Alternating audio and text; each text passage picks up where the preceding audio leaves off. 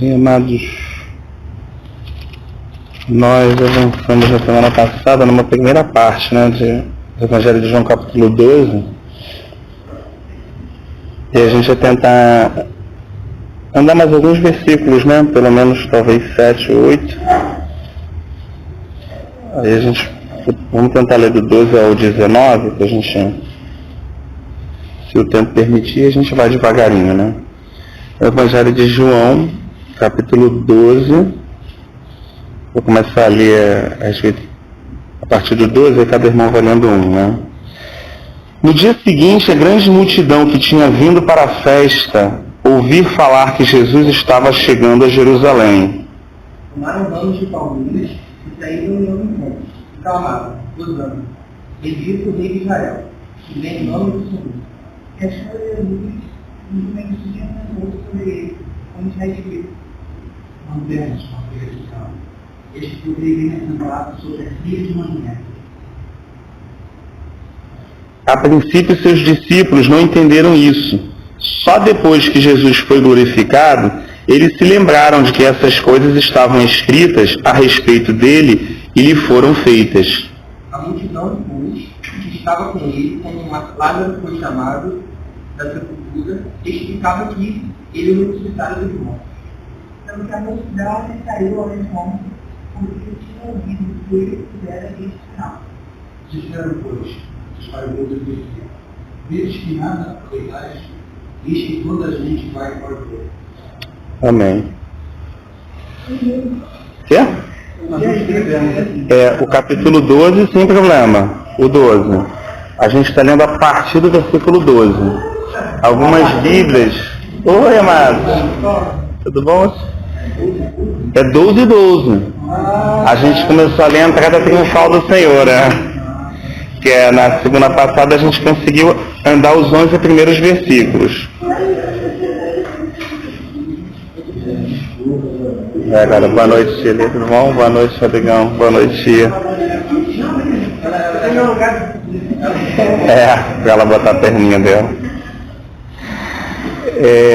Então, assim, a gente fez essa pequena leitura. Eu ia só tentar relembrar 2 versículos acima, para a gente fazer, como a gente costuma, uma reflexão, em conjunto.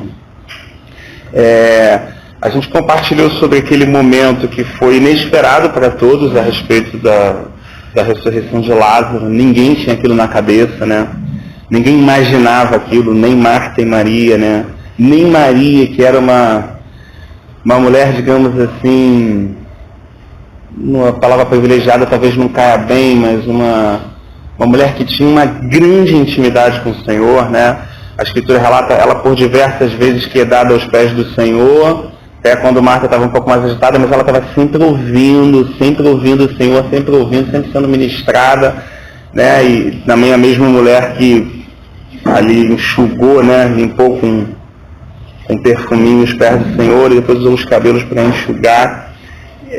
Profeticamente o Senhor falou que ela guardasse aquilo, para o momento da morte dele.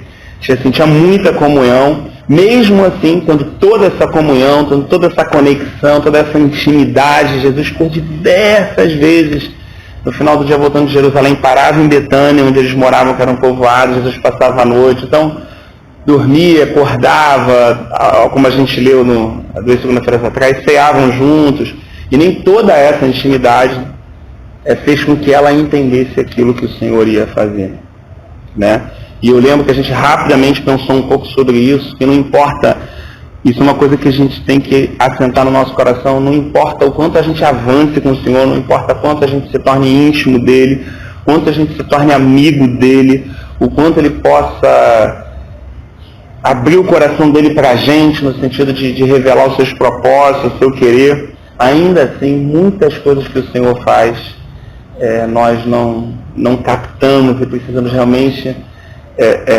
escolher um caminhar por fé, Porque senão, de alguma forma, como nós percebemos ao longo da caminhada, com alguns amados, alguns queridos, muitas pessoas se decepcionam. E se decepcionam porque não conseguem discernir ou entender aquilo que Jesus está fazendo. Ali foi um momento pequeno, houve realmente uma tristeza, Olha, se você tivesse aqui, meu irmão tinha morrido, Em outras palavras, meu irmão não teria morrido se eu estivesse aqui, se tivesse feito alguma coisa. O senhor sempre estava aqui, almoçando, jantando com a gente, mas quando a gente precisou, o senhor não estava. Então, esse tipo de pensamento, que é humano, que é nosso, a gente pensar que Jesus deveria estar conosco e ele não está, e algumas coisas acontecem, e a gente atribui isso e fala, questionando a sua justiça, a sua soberania, são momentos em que ele permite nós passarmos para amadurecermos e para entendermos que, na verdade, ele está além dos nossos pensamentos, do nosso entendimento e dos nossos caminhos. Né? Então, ali o Senhor, ele surpreende a todos quando uma pessoa que já estava do outro lado, colocando assim de uma forma um pouco coloquial, né? Pelo menos assim falando no seio de Abraão, e literalmente morta, 4 dias enterrado, cheirando mal, e o Senhor compartilha com eles, né, que aquilo estava no coração dele. Ele já estava pensando em fazer isso desde o momento em que foram pedir socorro. Ele não podia abrir aquele naquele momento, né? Mas aquilo já estava no coração dele. Muita gente chorou, as irmãs dele choraram muito, né? O texto relata que os judeus ficam preocupados, que elas ficavam andando e chorando. Quando o Senhor chega, eles imaginam que ela ia voltar no túmulo para chorar de novo. Mas naquele momento o Senhor decide cumprir o seu propósito, cumprir o propósito do Pai para a vida de Lázaro e para o que ele queria fazer em Jerusalém. Aquilo ia ser um milagre, queria atingir Jerusalém de frente, né, onde muitas pessoas iam crer. E a gente, na verdade, terminou na semana passada, até lendo o versículo 9, que diz, enquanto isso, uma grande multidão de judeus, ao descobrir que Jesus estava ali, veio não apenas por causa de Jesus, mas também para ver Lázaro, a quem ele ressuscitava dos mortos. Então, assim, as pessoas foram lá não só para ver Jesus, mas para ver Lázaro também. Elas queriam, caramba, cara, elas queriam de alguma forma ver o Lázaro e encostar nele, olha só. Elas queriam, de alguma forma, ver a obra que Jesus havia feito e que todo mundo estava comentando, como foi o final da leitura que nós fizemos hoje, né? Isso, eu creio que, não só de forma metafórica, mas de uma forma real, eu creio que Paulo entendeu que o Senhor deseja fazer isso aqui na nossa vida também. Né? Quando ele escreve lá em Efésios que nós estávamos mortos nos nossos pecados e delitos, né? E ele nos deu vida juntamente com Cristo, ele nos vivificou. Eu fico imaginando assim, que talvez um Paulo da vida tenha tido esse mesmo impacto, não por Paulo lá na frente, mas para aquele momento mesmo, de ser perseguidor, de matar, e daqui a pouco está servindo os irmãos, está orando, as pessoas ficavam, que transformação é essa, né? Que mudança é essa, né? Então isso é uma coisa muito interessante, quando o Espírito de Deus faz uma obra na vida de alguém, né? E aquela obra é feita para glorificar o nome do Pai, glorificar o nome do Filho, né? Então, assim, a obra que o Senhor começou na nossa vida, a Escritura diz que Ele é fiel para terminar, tem esse propósito de glorificar o nome do Senhor, né? Nós fomos feitos para a glória de Deus, né? E nascemos no pecado, fomos deformados por causa do pecado, a nossa maneira de entender, o nosso raciocínio, a nossa visão, né? A forma como a gente se relaciona com tudo que a gente percebe foi tremendamente afetada, mas o Senhor fez uma obra profunda de resgate, como o Rafinha orou, né? O Senhor levou ele a orar, nos resgatando dessa nossa condição e nos colocando em Cristo novamente. A verdade irmãos, que eu mesmo assim pensando, eu não sei o que significa isso. Assim. Eu fico às vezes orando, pedindo ao Senhor, mas eu não sei o que significa a morte de Jesus. Eu não tenho noção. Assim, eu leio, eu sei assim, o fato que ocorreu, às vezes eu percebo o impacto dessa obra algumas vezes na minha vida, assim, na vida de uns irmãos que a gente vai caminhando, dos irmãos, assim, eu não sei de fato o que significa a obra. Eu sei que um poço é medido, quando você está vendo um poço, né, tipo como José lá, diz que os irmãos antes de vender jogaram uma corda para puxar ele, né? Uma coisa que, pelo menos assim, mesmo de uma forma nebulosa, o que eu entendo o tamanho do poço é medido pela corda que você joga para resgatar alguém, né? Então, você está no poço de 50 metros, tem que jogar uma corda de 50 metros. Está no poço de 100 metros, os mineradores lá tem que jogar uma corda de 100 metros, 150 metros. Então, assim, se não foi possível vir um arcanjo, um querubim, um ser vivente, uma criatura celestial gloriosa criada pelo nosso Pai, por exemplo, um ancião, né? Se Deus, o Filho de Deus, precisou se fazer carne e habitar entre nós, como Paulo falou, Deus estava em Cristo reconciliando o mundo consigo mesmo, é porque o buraco que a gente entrou era muito fundo. É porque o pecado afetou a gente muito maior do que a gente imagina, não só de eu falhar, de eu ficar com medo e mentir, ou de eu ver uma coisa que não seria bom para mim ver, eu tocar em alguma coisa que eu não estou falando dessa questão um pouco mais prática do pecado, estou falando assim, da maneira como ele nos separou de Deus, da maneira como ele impactou a nossa alma, como um veneno que entra quando um animal ingere e aquele animal começa a perder o movimento e rapidamente está morto, né? Então o pecado nos matou, que a Escritura fala. Junto com o pecado, Paulo fala em Romanos que entrou o que junto com ele na natureza? A morte. Os dois entraram junto naquele momento em que Adão deixou o governo do Senhor e deu ouvidos a Satanás, ele e Eva, e passaram a ficar debaixo do governo de Satanás, ou seja, toda aquela luz se transformou em treva. E rapidamente a gente lê as histórias, já na próxima geração, homicídio, adultério, segue uma autodestruição absurda. E nos tempos de Noé, o mundo já estava de uma forma que Deus se expressa a Noé com o coração pesado, né? E pedindo a Noé que construísse aquela arca, porque ele ia fazer com que todo ser que respirasse, né, que não estivesse dentro daquela arca, viesse a perecer. E de certa forma, o que o pecado fez foi muito desastroso e a gente não tem noção, né?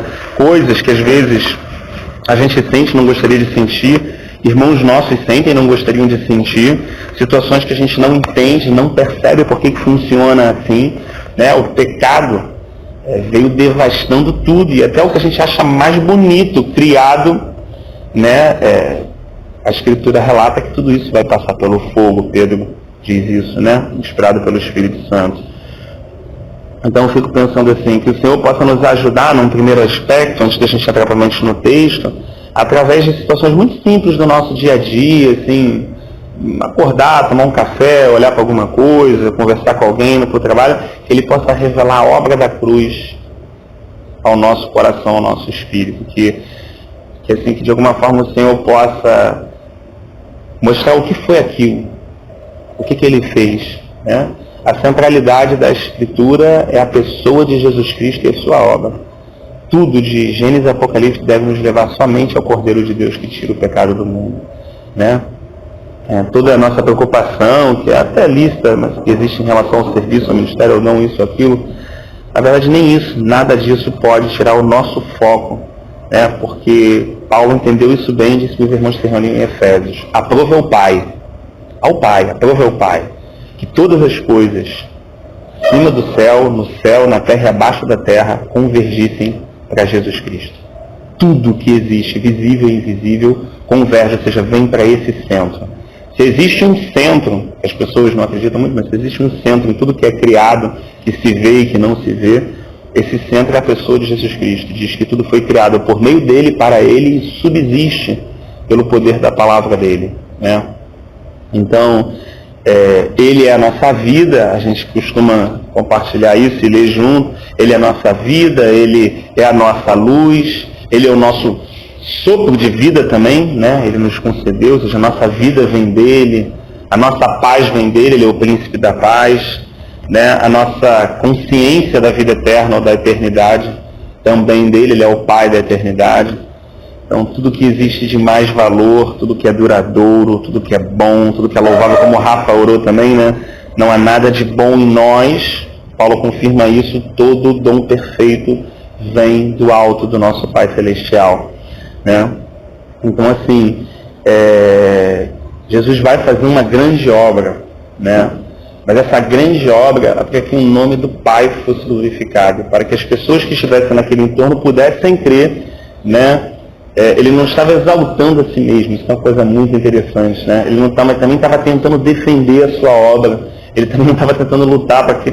Não, né? É que de alguma forma, aquilo que foi feito naquele momento, né, fosse uma brecha assim, como você dá mexe uma lâmina, abre uma brecha assim, para que o Espírito pudesse realmente entrar no coração daquelas pessoas e revelar a elas, né, que ele estava ali porque o Pai havia enviado ele para uma obra de resgate, para uma obra de salvação, né? Então, assim, ele logo depois dessa obra, né, dado esse pano de fundo assim, né, a gente leu o versículo 12, no dia seguinte, então não teve um espaço de dias, né? Foi uma coisa sequencial. Jesus entra em Jerusalém, né? E assim, é uma coisa assim inexplicável, né? Porque eu não sei se as pessoas tinham muita consciência do que estavam fazendo isso, né? Ou era uma coisa só que o Espírito moveu e elas estavam agindo, né? Assim, pelo impulso que o Senhor havia colocado no coração deles, né? Isso era uma profecia que está no livro de Zacarias, que iria se cumprir. Nós estamos falando que isso tem mais de 450 anos, né? É muito tempo, imagina, nós estamos em 2016, é como a gente, sei lá, voltasse a 1600, imagina, tem muita história, né? A gente não lembra de quase nada de 1600, só o que eu estudei na escola e olha lá. Mas de detalhes, né, a gente estuda aquela história mais geral, assim. Imagina, então, essas pessoas que estavam fazendo parte daquilo ali, né? Nem naquele momento não tinham absolutamente nem ideia de que uma profecia estava sendo cumprida, ou seja, o rei de Israel. Existe uma passagem no Antigo Testamento que Deus fala assim: eu fundei Jerusalém, né? Ele escolheu Sião como a sua morada, né? A cidade do grande rei. Existem várias expressões, né? Para aquela obra que Deus veio fazendo ali desde Abraão e dando sequência à fundação de Jerusalém. Eu fico pensando, agora o rei dos reis, não só o rei daquela cidade, né? Mas quem fundou, digamos assim, o rei dos reis estava entrando naquela cidade, né? E eu fico pensando assim, caramba, estava entrando sentado num jumentinho, né? Acho que foi o André que leu, e o povo falava: Hosana, bendito é o que vem em nome do Senhor, bendito é o rei de Israel, né? É uma coisa interessante, até em outros evangelhos, se a gente lê em Marcos e Mateus, né, os fariseus criticam ele no final desse capítulo, no final desse trecho que nós lemos, e ele fala com os fariseus assim: mas se eu falar para eles se calarem, as pedras vão clamar. Sim, o que foi criado, o que se vê e o que não se vê, está reconhecendo que o Senhor do Universo, o Rei dos Reis, está entrando na cidade dele. Então, não tem como calar, né, a voz deles. Eu fico impressionado assim, que diante dessa situação tem um público que está reconhecendo isso, que está tirando as suas roupas, né? Tirava, imagina, não tinha uma camisa assim parecida com a nossa, mas algumas roupas assim que às vezes iam até embaixo da poeira, andavam muito de sandália, num chão muito de pó. Eles tiravam as roupas, alguns colocaram a roupa por cima da jumentinha onde ele sentou, e outros iam botando suas roupas no chão, e ele ia passando por cima das vestes, eles pegavam as palmeiras, né? O próprio filho de Davi, Salomão, foi ungido rei dessa forma também, em cima de uma jumentinha, né? Quando um dos filhos de Davi estava para usurpar o trono, e aí rapidamente Salomão se prepara, Natã também, assim, o Senhor apressa aquele momento e Salomão é consagrado, né? Ele era só mais um rei de Israel, filho de Davi. Agora não, agora a gente está falando daquele que né, a raiz de Jessé. Ele é antes de tudo e também é um descendente, né? E as pessoas estão literalmente tirando aquilo que tem, reconhecendo aquilo, ainda que seja naquele momento, ainda que seja uma obra do Espírito Santo, mas tem um grupo que está cego, que não consegue ver, que está tentando fazer as pessoas calarem a boca, que está tentando de alguma forma, acho que foi meu amado que leu, não sei se foi você que leu, que dizia assim: os fariseus disseram uns aos outros, não conseguimos nada, olha como todo mundo vai atrás dele. Se a gente avançar um pouquinho mais no final, eles vão falar assim: pô, mas tem que dar um jeito de matar não só Jesus, mas também Lázaro, né?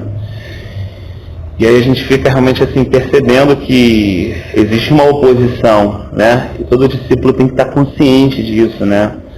Não é uma fantasia, não é o mundo de Alice, como alguns gostam de usar essa expressão, né? existe uma oposição clara àquilo que o Espírito Santo deseja fazer, existe uma oposição, ainda que aquela oposição seja vencida, né? Que sempre o propósito do Senhor não seja frustrado, mas existe uma oposição. Isso é importante a gente saber por quê, para aquele primeiro aspecto que nós comentamos, para não nos frustrarmos ou não nos decepcionarmos. A pessoa fala assim, pô, não estou acreditando agora que as coisas estão acontecendo, que está trabalhando. Pô, mas...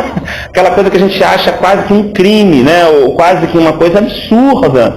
Não, uma coisa que a gente tem que estar assim, em paz interiormente, que vai acontecer. Vai acontecer.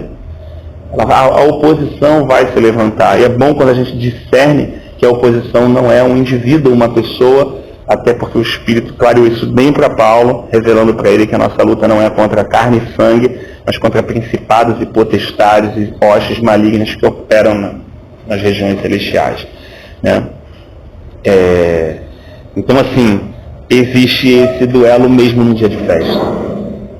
Né? Então, por isso, não tem descanso para a gente, não tem aquele momento que a gente possa abaixar um pouco o escudo, a nossa armadura, não tem, nem no dia que o rei está entrando na cidade. Nem que o dia que, sabe,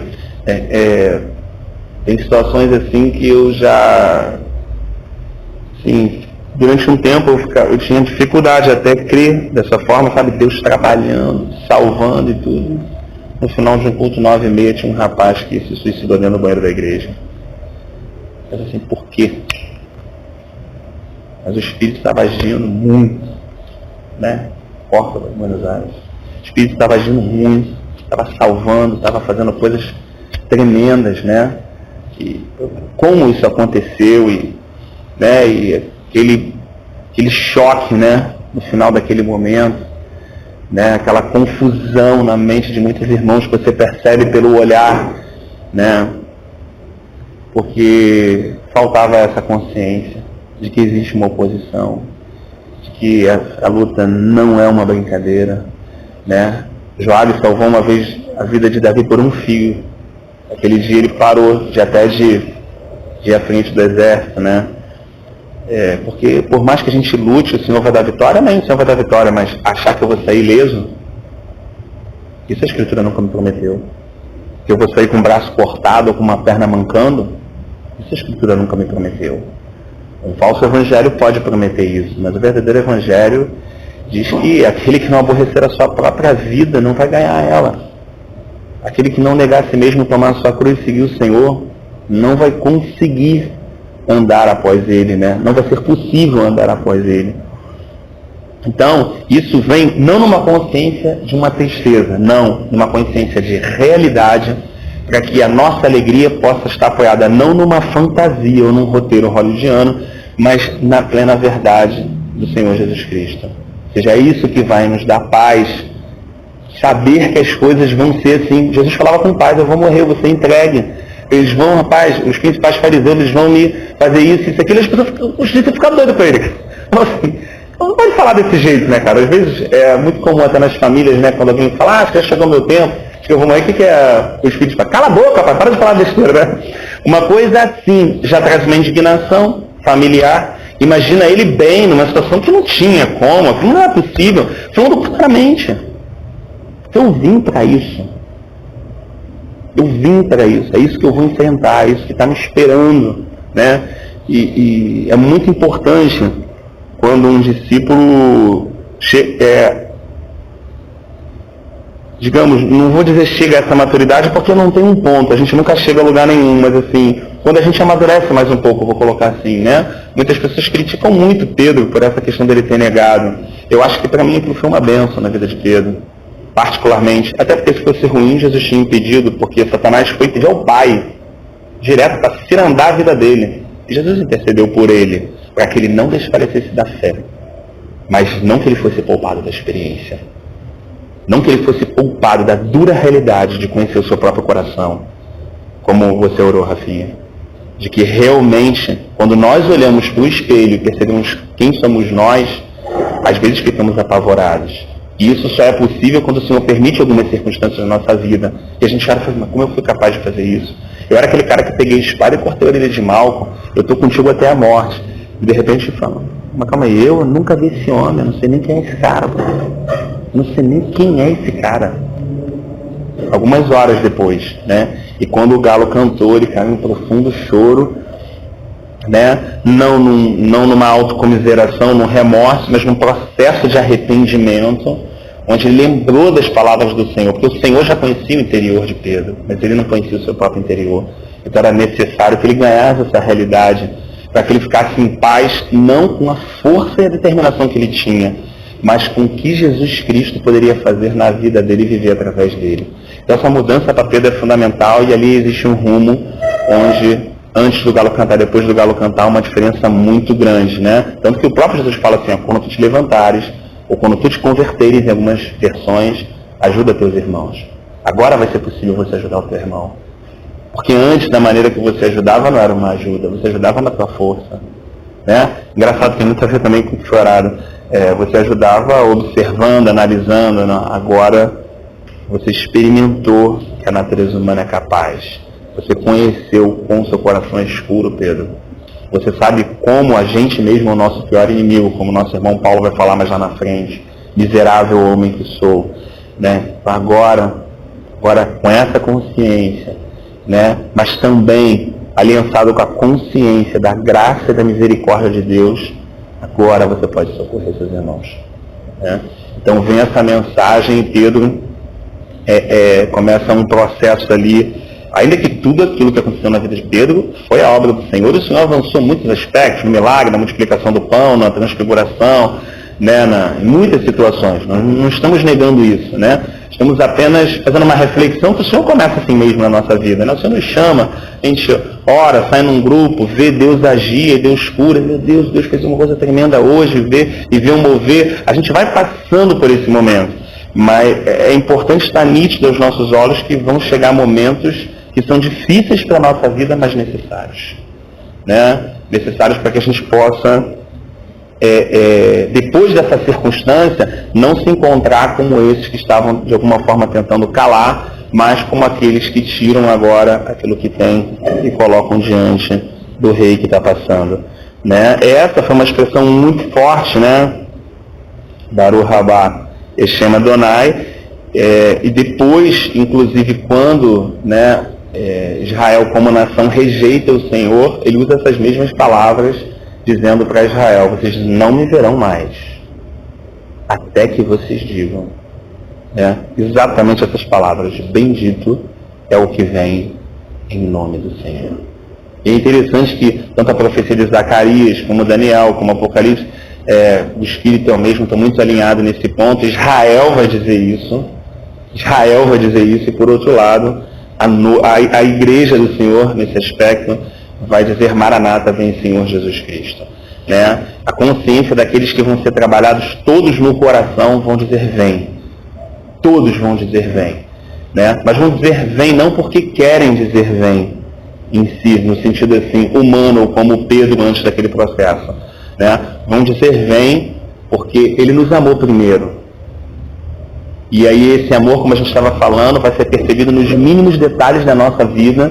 A obra da cruz vai ser revelada nos mínimos aspectos da nossa vida, no dia triste, no dia bom, quando temos, quando não temos, em toda e qualquer situação, como Paulo também afirmou. Isso vai se tornar uma realidade tal, né, em que esse amor vai se intensificar de tal forma, né, que nós vamos entender que toda a lei de fato se resume em amar o Senhor teu Deus com toda a tua força, com todo o teu entendimento e com toda a tua alma, e ao teu próximo a ti mesmo, que é a única expressão que não tem lei. O amor não há lei, né? O amor divino mesmo, né? E eu creio que exatamente aquilo que Paulo também nos propôs, né? Vamos conhecer o comprimento, a largura, a altura e a profundidade do amor de Cristo e ser enraizado nele, até que sejais tomados de toda a plenitude de Deus, né? A plenitude de Deus também vem por isso, não por um sucesso ministerial, mas na verdade por um mergulho profundo, né, em conhecer o amor de Deus. E nós conhecemos o amor de Deus como? Em situações às vezes complicadas, né? Que a gente acha que amor, eu pelo menos digo por mim, né, amados, pais dela, acho que o amor dá muito aquela ideia do, eu tenho uma filhinha pequena, 2 anos, aquela horinha aí, é bom, né, também, é uma faceta do amor, é uma faceta do amor.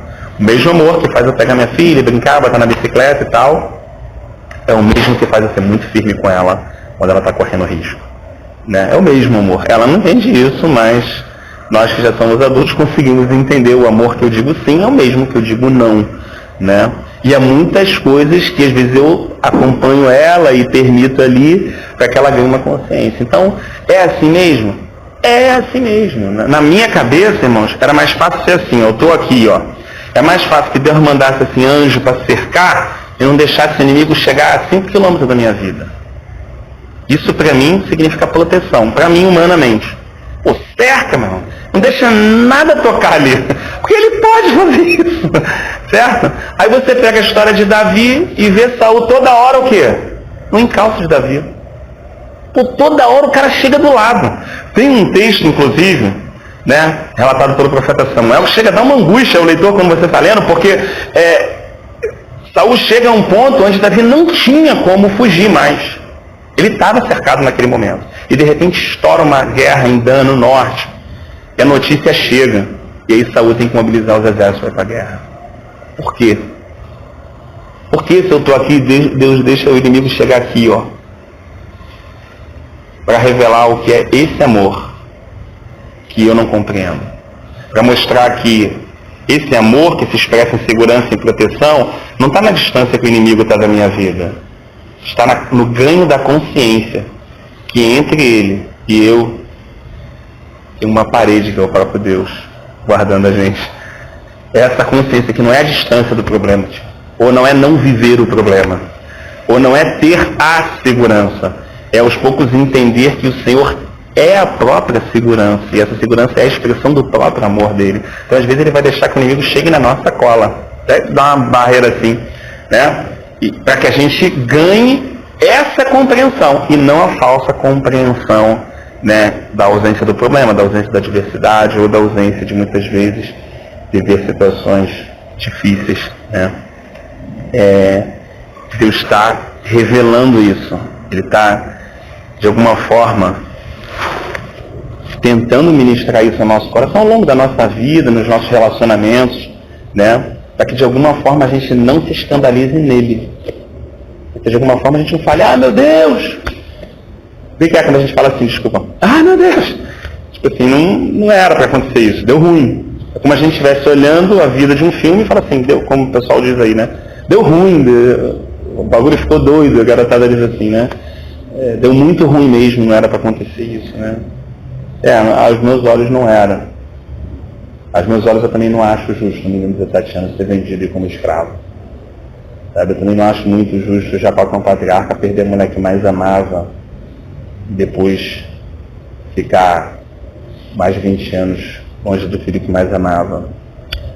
Também não é justo o Filho de Deus sem pecado ir para uma cruz e pagar pela humanidade toda. Então a gente descobre que aos pouquinhos os nossos pensamentos, as nossas indignações, como o profeta falou, a nossa justiça é um trapo de imundícia. Não dá para confiar mais no meu raciocínio. Não dá para confiar mais nele. Aquele raciocínio que eu falo, pô, mas caramba, puxa vida, isso não devia, assim, isso não... E na verdade devia, né? Então, assim, eu acho que essa compreensão do coração do Senhor é libertadora para a gente. No fundo, traz uma grande libertação. Acho que é isso que o Senhor queria dizer quando conhecereis a verdade vos libertará. Não no sentido místico, esotérico, né? Claro, existe uma libertação espiritual, mas uma libertação ainda mais interior. Nossa, de que por que essa paz ela é tão firme? Por que Paulo, quando relata isso aos irmãos de Filipenses, diz que ele é tão forte que ela pode guardar a mente e o coração? Vamos pensar, o que é guardar a mente e o coração? Hoje minha mente foi, confesso para os irmãos, assim, muito setada em vários momentos do dia, sabe? E às vezes eu penso muito nesse versículo, minha mente foi muito setada ao longo do dia, eu fico pensando assim, cara, meu coração e sentimentos, em coisas, eu fiquei pensando assim, meu Deus, que paz é essa? O Senhor falou que guarda a mente e o coração. Eu sei que essa paz não é um sentimento, eu sei que o Senhor é a própria paz, é a tua pessoa, né? Mas o que o Senhor quer revelar ao nosso espírito para que a gente desfrute disso, conhecendo essa verdade? Por que um cara, quando era jogado no Coliseu Romano e os leões vinham, os outros cidadãos corriam desesperados, arranhavam os muros para tentar subir, e eles corriam abrindo os braços para frente do leão. Corriam abrindo os braços, Maranata, e abraçavam o leão e o leão engolia ele. Porque esses homens eram tomados dessa realidade a tal ponto de que é como eles estivessem não batendo de cara com o leão, mas atravessando uma porta. Como a verdade frutificou na vida deles, não ficou apenas uma semente e explodiu. E o Senhor deseja fazer isso também com a nossa vida, né? Então, assim, pensando, refletindo sobre todas essas situações, né? Eu creio que é muito importante a gente buscar, como creio que todos os irmãos já têm feito, assim, né? Cada um da sua forma, a gente pedir muito ao Senhor para que Ele fale realmente para a gente quem é Jesus. Quem é Jesus? A gente tem uma perspectiva, tem uma ideia, um Salvador, mas quem é Jesus? Porque se a gente voltar ao texto lá de Maria, cada momento Maria está tendo uma perspectiva de Jesus que ela não tinha. Ela já tinha sido ministrada pela palavra, ela já tinha sido ministrada pelo poder outras vezes.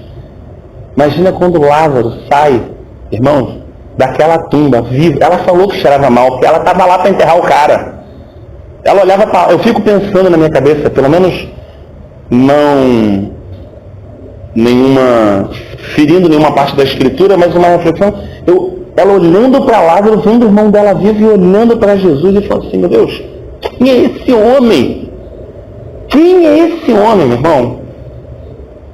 Ele não é ele não é um chefe de um culto, ele não é um cara com uma filosofia, ele não é um cara com uma doutrina, ele não está ensinando uma coisa diferente. Quem é esse cara? Porque o mesmo nível de tristeza que afundou ela quando o irmão morreu, imagina quando ela viu o irmão vivo.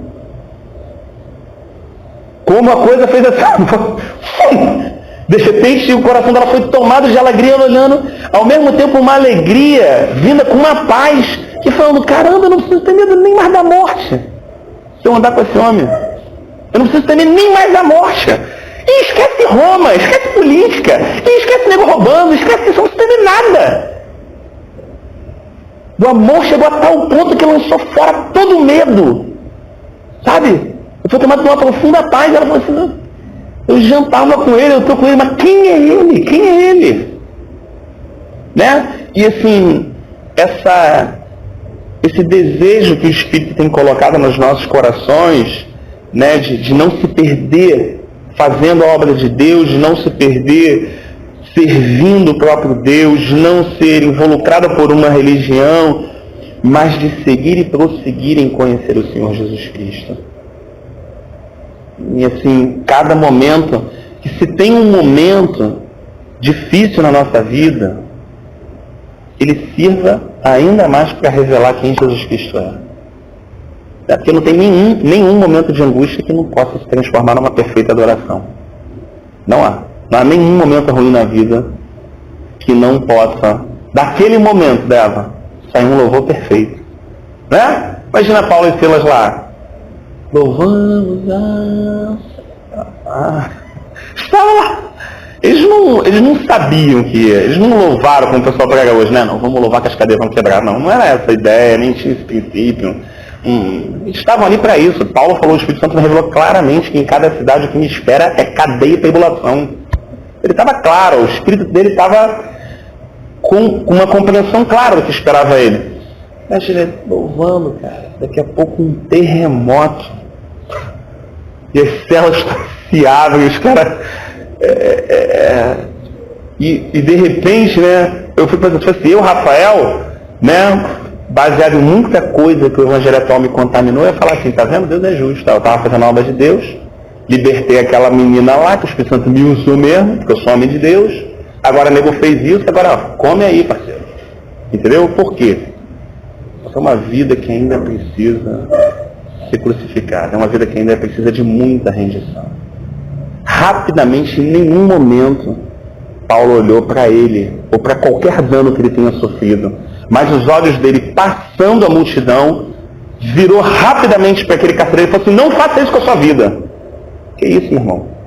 O cara estava todo doído, ele tinha acabado de tomar uma surra de 40 menos 1, meu irmão. Se fosse a primeira coisa, você errava nas costas. Ai, essa luta foi difícil.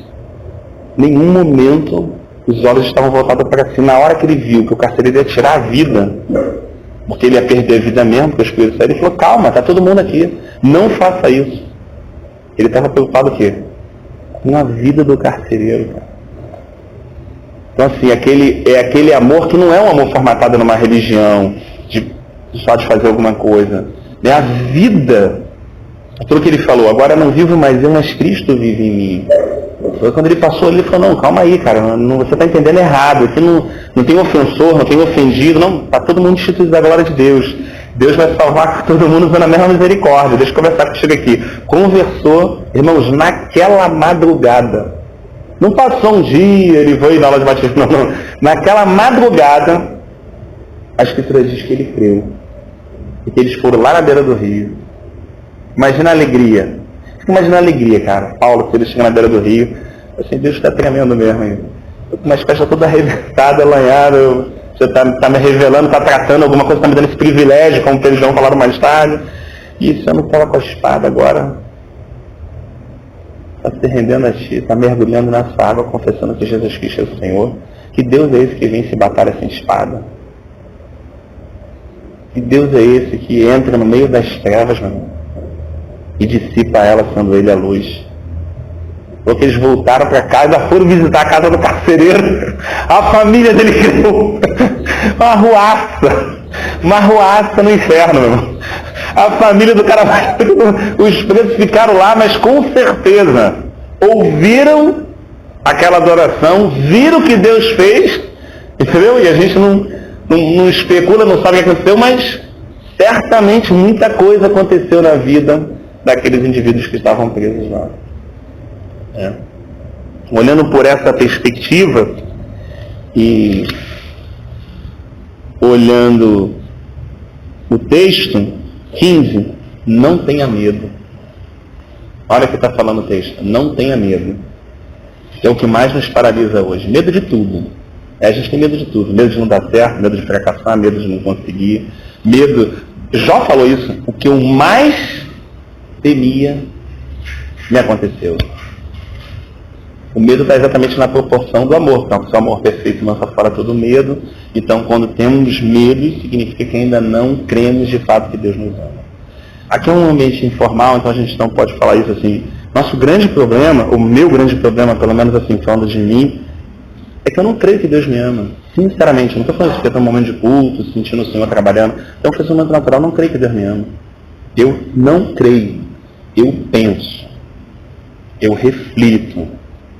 Eu ouço. Às vezes eu até posso pregar pela misericórdia, mas eu não creio. Sabe por quê? Porque o meu coração demonstra isso. No dia da adversidade, no dia da aflição, quando eu sou tomado pelos meus medos. Sabe? Quando chega o meu momento lá de botar os gemos, de cair no poço igual o José, o primeiro pensamento que vem no meu coração é muito obrigado. Vem assim, puxa vida, caramba, por mais que eu não falhe, a sensação da minha alma é que Deus não está vendo aquilo. É que por um momento eu fui um pouco esquecido, sabe? É que Ele não está no controle aqui, esse amor não se concretizou. Sabe? A gente olha da vida de todo mundo, né? Aqui passou por isso, a gente passa também por isso, né? É a coisa tão simples, uma coisa tão simples, mas que depende de um tratar do Senhor na nossa vida, né? Para que a gente possa de fato poder dizer com propriedade, não, eu creio que Deus me ama. Todos os conflitos interiores e existenciais estão em cima dessa realidade. Quando alguém crê no sentido pleno que Deus ama ele, tomado de paz.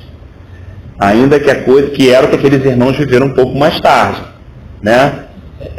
Situações que as pessoas não conseguiam entender, mas que, imagina um João assim morando, a pessoa fica louca, né? Muitos dias sem falar com ninguém e tal, imagina um João, uma ilha de paz, um cara exilado numa ilha que é uma pedra, uma rocha, no meio do nada, né?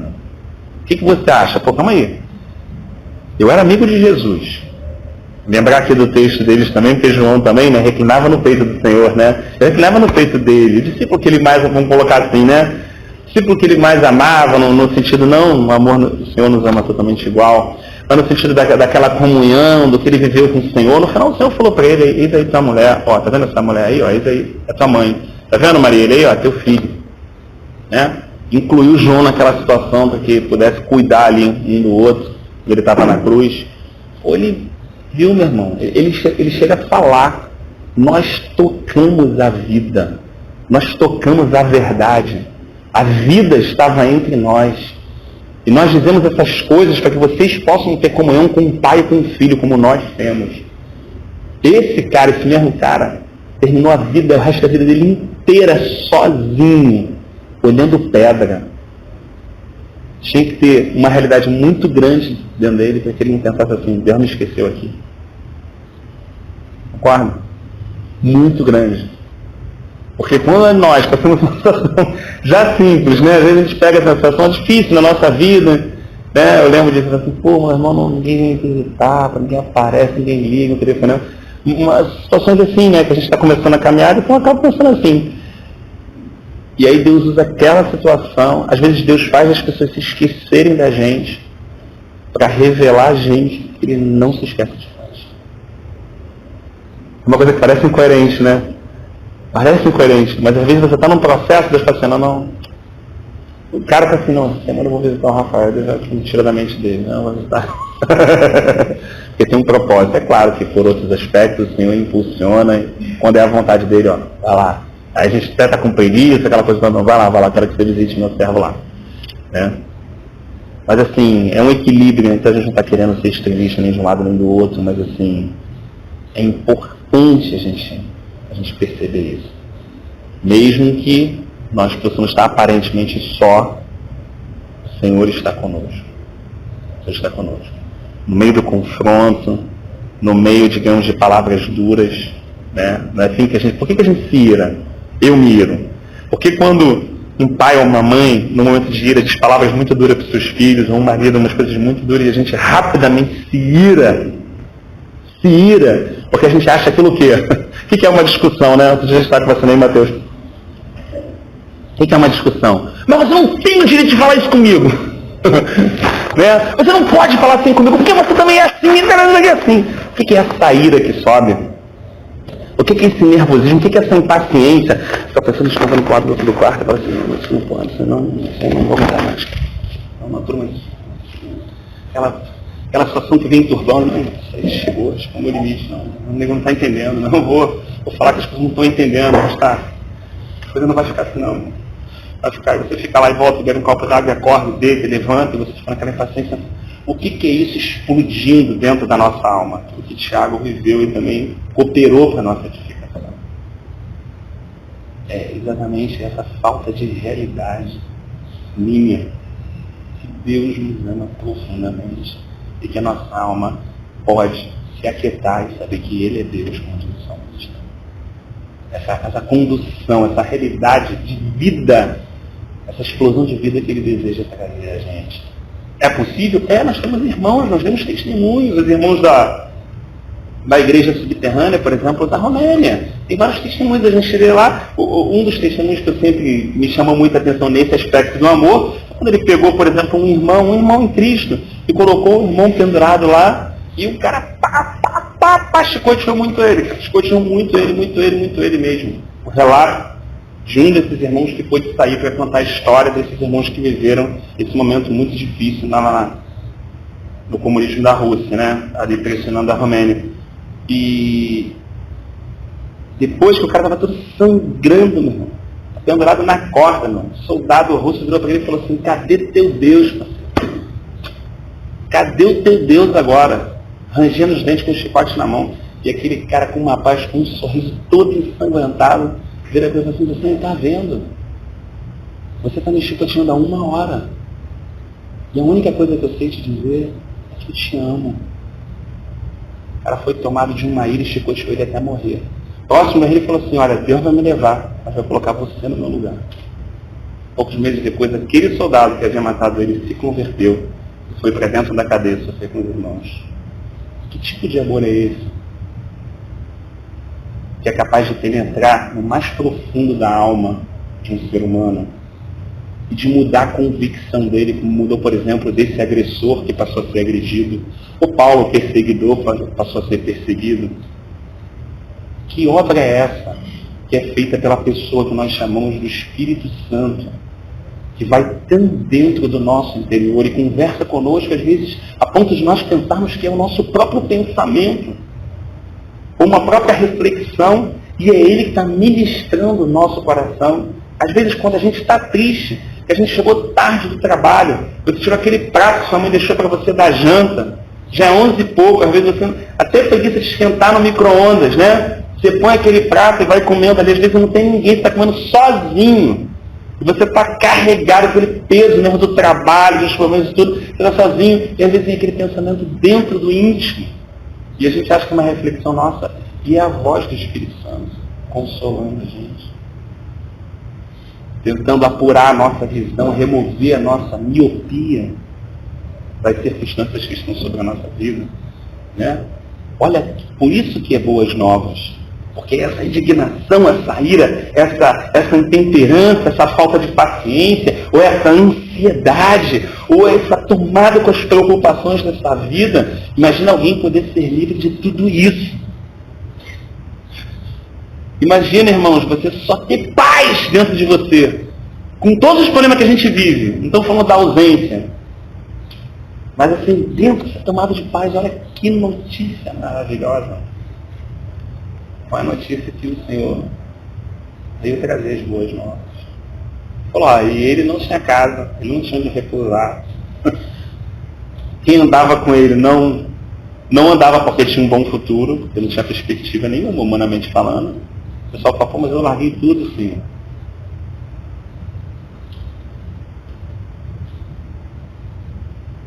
Mas por que aqueles homens não deixavam ele? Por que aqueles caras não deixavam ele? Por que aquele homem que é Deus, e esse Deus que se fez homem, conseguiu atrair eles mais do que a segurança que eles tinham da pescaria, e toda semana ali recebendo direitinho? Por que o olhar daquele homem, as palavras dele, né, o modo como ele se achegou na vida deles, fez com que esses homens abandonassem suas próprias vidas? Pô, cara, imagina um cobrador de imposto. Se um cara que era dono do barco, tinha sociedade com o João, eles eram sócios, né? Sabe com o João, uma pescaria em um local que vivia da pesca, meu irmão, é tranquilo, você chegou lá, jogou a redinha, puxou, 6 horas da manhã tu já arrumou os peixinhos ali para vender, já... É igual quem vai lá no mercado de São Pedro, lá do lado de Niterói, gosta de um peixinho, você vai lá cedo fazer uma peixada, é uma maravilha, tu compra uns peixinhos bons mesmo, bota na brasa, é uma delícia. Imagina o cara já chegando, papai, já pegando dinheirinho dela. Tá tranquilo, aquele dia tá garantido. Né? Os barcos eram deles. Aí a gente entende que o milagre não tem um fim em si mesmo, mas ele tem um amor por trás dele, capturando a nossa compreensão. E é por isso que Jesus chega exatamente no dia que a pescaria foi um fracasso. Que eles voltaram a noite toda e não conseguiram nada. Não só por causa de um milagre, de uma providência. Claro que é importante para a gente, claro que é. Mas assim, olhando por trás, olhando essa história agora de fora, a gente percebe que não era isso. Ia ficar apertado, no dia seguinte tinha peixe. Mas tinha algo que o Senhor precisava revelar a eles. Tinha uma realidade que eles achavam que iam lá e pegavam aquele peixe. A Jesus falou o seguinte, cara, o dono desse peixe sou eu, meu irmão. Quem criou tudo que você vê, que você não vê, sou eu, sou Senhor de tudo e de todos.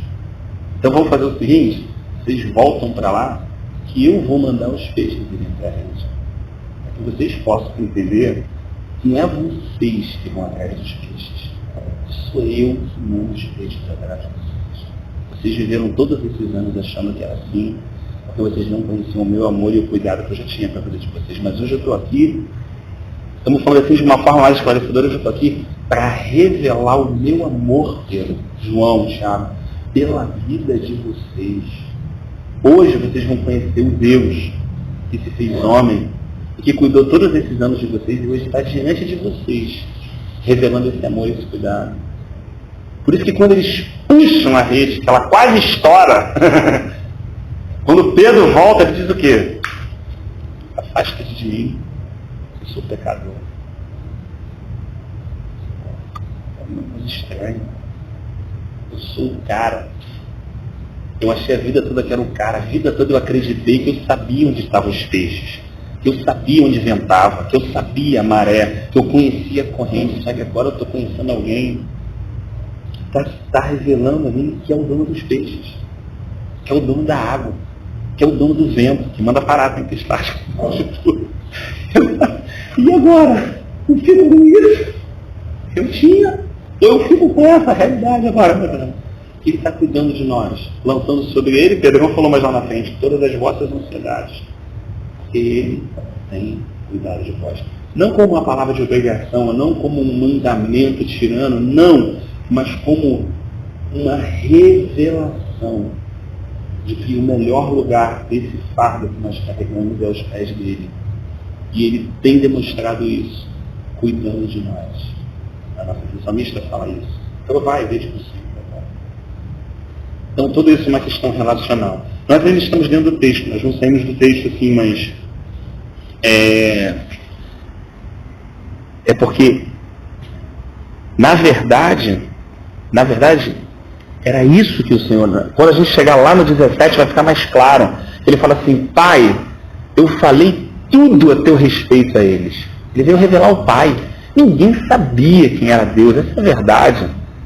Por mais que, uma vez por ano, alguém no Santos de Santos, e o rei jogava o sangue sobre a arca e botava um incenso, trocava os pães e repunha o azeite sobre o candelabro, tudo era uma tipologia, era uma sombra, era uma figura, não era a realidade. Agora estava diante deles a realidade. Quando eles se alimentavam daquelas palavras, eles comiam um pão que estava no lugar santo. Quando eles ouviam a oração que Jesus fazia, eles estavam vendo um incenso subindo. Que eles viam aquele físico, agora estava subindo aquele. Quando ele falou assim, eu sou a luz do mundo. Cara, lembra lá todas as vezes que você entrou, você alimentou lá, eu sou a luz. Aquela você repõe, aquela pode apagar. A minha luz não tem como apagar. Eu sou a luz. Você imagina eles ganhando essa compreensão, irmãos. E você imagina na hora que ele está inclinando o rosto sobre o peito, dizendo assim, a obra está consumada, o pessoal que está lá dentro vê assim, pum, rasgando o véu do céu à terra, e abrindo e tremendo o chão do templo. O que aconteceu na terra? O que aconteceu no céu? O que aconteceu debaixo da terra? Grande parte é um mistério. Mas nunca, nada foi o mesmo após aquela morte, após aquela entrega. O escritor de Hebreus, iluminado pelo Espírito Santo, ele entende que Jesus purificou tanto o céu como a terra. A gente fala assim, mas o céu por quê? O céu a gente tem aquela ideia que já é tudo, né? Mas onde ocorreu a rebelião de Satanás? Onde Satanás se rebelou? Vamos para Isaías. Ele quis colocar o trono dele ao norte.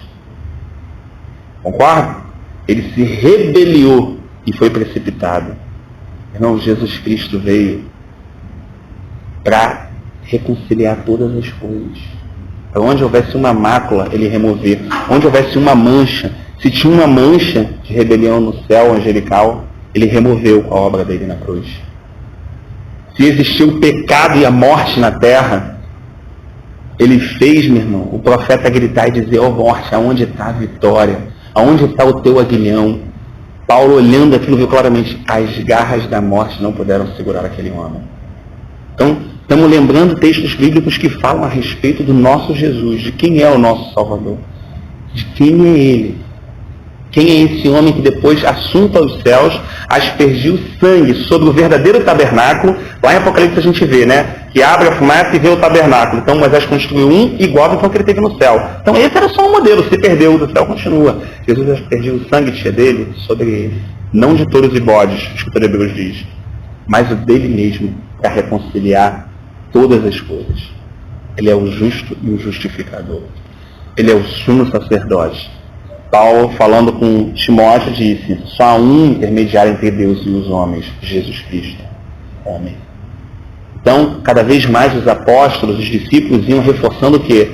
A pessoa de Cristo. Aí vinha alguém falando uma novidade, alguma besteira, ó, sai disso, irmão, Jesus Cristo e esse crucificado. Não, mas agora vamos fazer outra coisa. Irmão, Jesus Cristo e esse crucificado. A gente vê lá em Apocalipse um anjo que aparece com o evangelho eterno anunciando. Já não com fim de salvação. Mas você imagina, o evangelho é uma coisa tão maravilhosa. O que Jesus Cristo fez, que a gente ainda não consegue saber, em toda a sua plenitude na cruz, vai ser pregado eternamente. É tão maravilhoso. É que eu não tenho essa noção. Às vezes eu falo assim, mas eu falo e não percebo, sabe? Para um anjo que vive num lugar perfeito, cara, querer pregar e, sabe? Ele ter vontade disso, pelo amor de Deus, tem alguma coisa. Não é possível. Ah, tudo bem, é porque... Mas foi algo muito grande que o Senhor fez. Se entregando naquela cruz, que os discípulos olharam naquele momento. O que era para eles? Era uma tristeza. A gente pega, às vezes, muitos momentos de ceias, que a gente congrega em muitos locais, assim, dá para os irmãos e tal. Você percebe que, às vezes, naquele momento, existem pessoas tristes, cabisbaixas, que estão fazendo aquilo ali, mas que não têm noção daquela realidade. Que estão olhando ali, né? Estão vendo um pão, estão vendo um vinho, mas não conseguem entender que ali tem um morto. Né? Porque quando alguém meter uma faca no meu peito, o que vai acontecer? O sangue vai sair todo, né? Eu vou cair aqui morto, você vai ver o sangue aonde? No chão, e eu vou estar onde? Do lado, né? Vou estar morto. Então, Levítico diz que, né, a vida está no sangue. Então, ainda que seja uma simbologia espiritual, quando a gente está vendo o sangue separado, o pão separado do suco, colocando dessa forma, né, o que você testemunha ali naquela mesa, naquela manhã, é um morto. Ali tem um morto. Uma recordação, que Paulo fala. Nós vamos recordar sua morte, até que ele venha. Então fala que ele está vivo. Agora você imagina, toda essa realidade às vezes consegue ser abafada pelo quê? Pelos nossos problemas da semana. Concorda, mas quantas vezes, eu sou sincero com os irmãos, quantas vezes eu vim cear, mas eu estava atropelado por vários problemas, várias crises, várias situações, e eu não conseguia ver. Até o dia que eu percebi o seguinte, o João já me despertou para isso. Você pega o sol, que é muito maior do que a Terra, mesmo sendo ainda de primeira grandeza, mas você com esse copo aqui, você esconde o sol. Não esconde?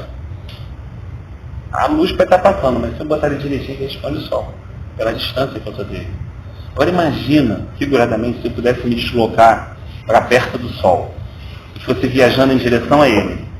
Chegando bem perto, achando que isso fosse possível. Esse copo, o mesmo copo, consegui esconder ele. Porque eu demorei para perceber que, na verdade, essas coisas só conseguem fazer com que eu não veja o Senhor quando eu estou bem distante do coração. É por isso que eu vivo afogado. É por isso que o Espírito Santo, desde a época de Israel, falava uma coisa para o povo. Quando o meu povo, era só isso, não tinha outra coisa. Muda nada, Zacarias, José, Ageu, não muda nada. O meu povo se arrepender, se humilhar, e voltar para mim. É o que ele fazia o povo quando começou a passar assim. De várias regiões que começavam a andar.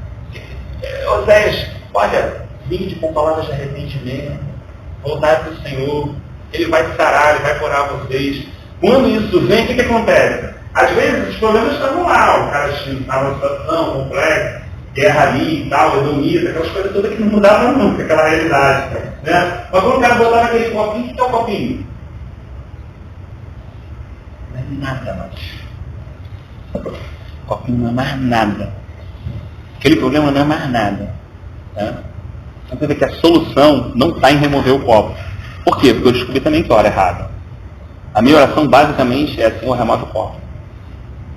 Basicamente a minha oração é essa: remove o copo. O que é remover o copo? É tirar tudo que me deixa triste. Deixar tudo que eu não entendo, ou tudo que eu não acho justo. A minha oração basicamente é: ou essa situação, aquela, muda meu filho, muda minha mulher, muda meu pai. Essa assim, sempre orando assim. remove o copo. Mas aqui a gente não precisa realmente remover o copo. Coisa interessante. Eu preciso só me aproximar dele. Esse copo vai ficar tão pequeno, tão pequeno, tão pequeno, que era isso que aqueles caras experimentavam. Até uma prisão era pequena para eles. Até uma surra era pequena para eles. Até um aperto era pequeno para eles. Não porque, irmãos, eles eram super cristãos, não! Mas porque eles estavam próximos a um grande Deus. É uma reflexão que vale a pena a gente, assim, no sentido de pedir ao Senhor que nos ajude nisso diariamente, pensando nesses aspectos. E quando vier, principalmente, os problemas e tal, amanhã, terça-feira, já vai ter vários batendo na nossa porta, situações de relacionamento, disso, daquilo, frustrações, decepções e tal. Que o nosso coração possa estar assim, ligado com o Senhor. E, Senhor, me leva para perto disso. Quero estar perto de ti. Vou ficar confuso como Marta e Maria, vou dar uma chorada, vou perder umas coisas que eu acho que não devia perder e tal, isso, aquilo, mas assim, eu quero a cada dia ser convencido pelo Senhor que o Senhor realmente me ama, o Senhor nos ama, que Ele tem o nosso nome, amados, escrito na palma da mão dEle, escrito no livro dEle, sabe? Que Ele nos conhece antes de cada um de nós aqui ter passado pela madre da nossa mãe. Ele conhece a gente por dentro, por fora. Ele conhece tudo, a nossa teimosia, a nossa resistência, a maneira como a gente franze o rosto, a maneira como a gente não gosta, mas não fala, a maneira como a gente gosta. Ele conhece tudo, a gente por dentro e por fora. Davi ficou tão maravilhado quando começou a refletir isso, que ele falou assim, quando os meus ossos estavam sendo entretecidos, ou seja, a formação óssea, mas não fêmur, ainda não era osso. As células estavam em conformidade para se transformar num osso. Tu já conhecias, Deus, todos os meus dias. Essa obra é maravilhosa demais para mim, diz o salmista.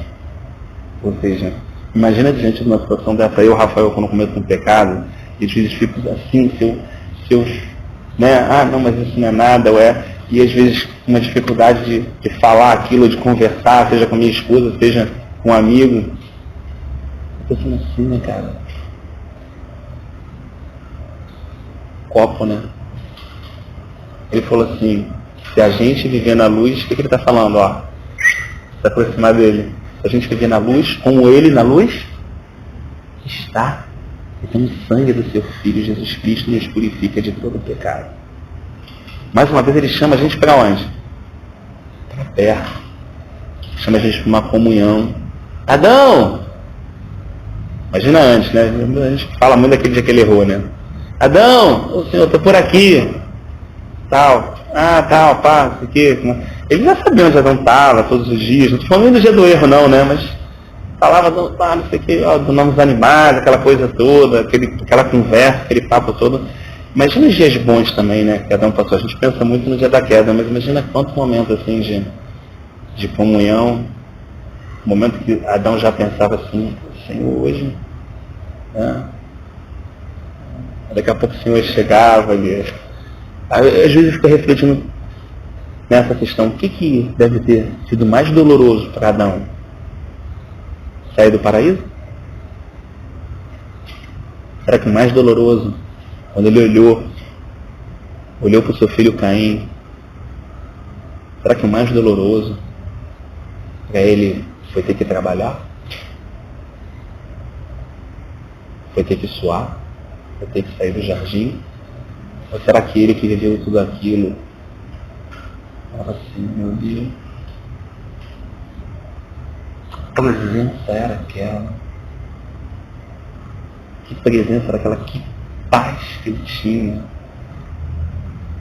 Imagina ele sentado numa pedra, lembrando dos momentos que ele estava dando nome aos animais, o Senhor falando com ele vivendo aquela história toda. Irmãos, imagina ele vivendo tudo aquilo, dizendo assim, eu perdi isso. O trabalho no fim foi uma bênção, foi uma forma da gente não fazer mais besteira assim, né? Até o que Deus coloca a gente como... Até o que Ele dá de disciplina pra gente é bom. No final, até aquela disciplina ainda livra a gente da gente mesmo. Não tem nada. Deus é amor, mano. Até quando ele está batendo é por bem. Até quando é assim, ó, agora você vai trabalhar, e o suor e tal, tudo aquilo, você vai... Até isso, até essa correção, até essa consequência. É isso que Paulo, quando estava escrevendo, falou, calma aí, Romanos 8, calma aí. Senhor, eu imagino Paulo começando a chorar escrevendo, agora eu estou entendendo, calma aí. Todas as coisas cooperam para o bem daqueles que amam a Deus e são chamados segundo o seu propósito. Tudo. Agora está ficando claro para mim. Eu estou lembrando das circunstâncias da minha vida. Gente, eu matei criança, eu matei muita gente. O Senhor me deixou cego, o Senhor se revelou, falou comigo. Hoje eu estou aqui escrevendo isso, Senhor. Agora eu entendo que nada, ninguém pode me separar do teu amor em Cristo Jesus. Nem fome, nem nudez, nem principado, nem potestade, nem nenhum ser ou criatura deste mundo ou de outro poderá me separar do amor de Deus que está em Cristo Jesus. Essa consciência fazia com que ele abraçasse aquele pedaço de madeira perto da ilha de Malta e fosse remando até a ilha, quando o barco, porque Deus falou com ele, calma, Paulo, ninguém vai morrer, ninguém. Eu vou guardar toda essa tripulação. Mas essa revelação não impediu que o barco rompesse e que ele ficasse segurando a tábua até chegar lá. É o que a gente quer no final? A gente quer que não haja naufrágio, a gente quer que chegue um helicóptero, agarra o helicóptero, vai para a ilha de Malta. É isso que eu espero na minha vida. Quando não chega o helicóptero, quando não chega as circunstâncias que eu projetei, quando as coisas não acontecem como eu programei, eu não consigo ter a graça de falar assim, Deus, que maravilha de pedaços de madeira, e abraçar e remando, e falar assim, Deus é tremendo, tá lá, tá todo mundo vivo aí, chegando na ilha, pessoal, vamos fazer um foguinho aqui, tá tudo no controle dele, pegou de uma cobrinha aqui, sai pra lá, sabe? Aquela coisa, um friozinho, todo mundo se esquentando, e aquela circunstância, e Deus curou muita gente naquela ilha que estava enferma e tal, não sei o quê, os irmãos levantaram testemunho do Senhor Jesus Cristo na ilha de Malta. Tem muita história na ilha de Malta, entre pessoas que provavelmente nunca teriam acesso a Jesus Cristo, né? E foram impactados. Então, assim, acho que fica, assim, essa reflexão, pelo menos desses 7 versículos, de que a gente reconheça quando Jesus está entrando na cidade. Que a gente consiga discernir quando ele está entrando não nessa cidade física, mas quando ele está ao nosso lado, no nosso caminho. É o que o Provérbios diz, reconhece ele em todos os teus caminhos. Reconhece, eles reconheceram. Que eu, Rafael, possa reconhecer. Não reconhecer no sentido assim, orando, eu sei que Deus está na minha casa. Não, mas na minha casa até o dia que a pancadaria está rolando no sentido assim, de confusão, de alguma situação que aconteceu, alguma notícia que chegou, sabe, alguma rebeldia de um filho, alguma situação. Não é porque aquilo aconteceu que, meu Deus, está agora... É discernir isso, calma, o Senhor vai... Ele está deixando, é como sabe, ele está deixando, está chegando no pé. Mas ele não vai deixar colar, mas ele vai deixar ficar 1 milímetro. Não é o que o Pedro falou? Sacudiu Jesus na porta do barco, você não vê que o barco vai virar. Pedro acordou Jesus, cara. Porque queria provar para Jesus que o barco ia virar. Não é assim às vezes que eu também oro errado? Eu chego para orar com Deus como? Se o Senhor não está vendo que o barco vai virar? Também eu descubro que esse tipo de oração também está equivocado. Mas, Senhor, mostra a mim que o barco não vai virar. Mostra a mim que o Senhor está acrescentando fé nessa circunstância da minha vida, tratando com o meu caráter, mudando a minha mentalidade e a forma de eu entender a minha vida. Revela a mim, mostra isso a mim. Deveria ser a minha oração. Que às vezes no momento da aflição sobe como? Deus, o Senhor não está vendo? O barco vai virar. Então assim,